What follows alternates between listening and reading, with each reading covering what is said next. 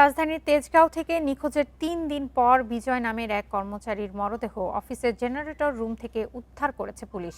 রাজু তেজগাঁওয়ের বেসরকারি প্রতিষ্ঠান আইডিসিতে কাজ করতেন। পরিবার জানায়, বিজয়ের সহকর্মী রাজু তাকে হত্যার পর রোববার মোবাইলে ফোনে মরদেহের অবস্থান জানায়। ময়না তদন্তের পর মৃত্যুর আসল কারণ জানা যাবে বলছে পুলিশ। ৩ বছর আগে পরিবারের সঙ্গে রাজধানীতে আসেন ময়মনসিংহের মুক্তাগাছার বিজয়। বাবা মা ও ছোট বোনের সাথে থাকতেন মহাখালীর সাততলা বস্তিতে। পরিচ্ছন্ন কর্মী হিসেবে রাজধানীর তেজগাঁওয়ের আইডিসিতে কাজ নেন বিজয়। গত বৃহস্পতিবার গ্রামের বাড়িতে যাওয়ার কথা থাকলেও নিখোঁজ হন বিজয়। ৩ দিন পর রোববার অফিসে ফোন করে তার মরদেহের অবস্থান জানায় একই প্রতিষ্ঠানের পিয়ন রাজু।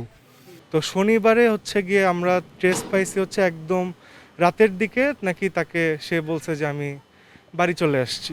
এরপরে আজকে দুপুরবেলা গিয়ে দুপুর এটা সে ফোন দিছে আমাদেরকে, ফোন দিয়ে আমাদেরকে বলতেছে যে এরকম ঝগড়াঝাটি হয়েছে।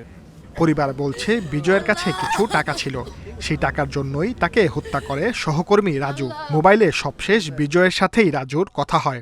বিজয়ের নিখোঁজের দিন রাজুর কপালে আঘাতের চিহ্ন দেখা গেছে। এর একদিন পরেই পালিয়ে যায় রাজু। যে রাজুর চেহারায় যে আঘাতটা ছিল সেটা কোনো আমারে বলছিল যে অটোরিকশার মাধ্যমে ওইখানে ব্যথা পাইছে।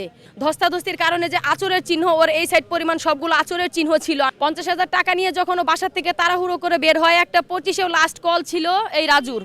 পুলিশকে জানানোর পর রোববার রাতে তেজগাঁওয়ে অফিসের জেনারেটর রুম থেকে বিজয়ের মরদেহ উদ্ধার করা হয়। পুলিশ জানায়, হত্যার ধারণা নিয়ে তদন্ত শুরু হয়েছে। ময়নাতদন্তের পর মৃত্যুর আসল কারণ জানা যাবে। আমরা ঘটনাস্থলে তালা ভেঙে প্রবেশ করে লাশ দেখতে পাই। তো প্রাথমিকভাবে এইটি আমাদের হত্যাকাণ্ড বলেই মনে হয়েছে। আমরা অনুসন্ধান এবং পর্যায়ে রয়েছে। তো পিয়নের ব্যাপারে একটা কথা আছে, তো সেই বিষয়ে আমরা অনুসন্ধান চালিয়ে যাচ্ছি। পিয়ন রাজুর বিরুদ্ধে হত্যার অভিযোগ খতিয়ে দেখছে police. Sajjad Hossain, independent news, Dhaka.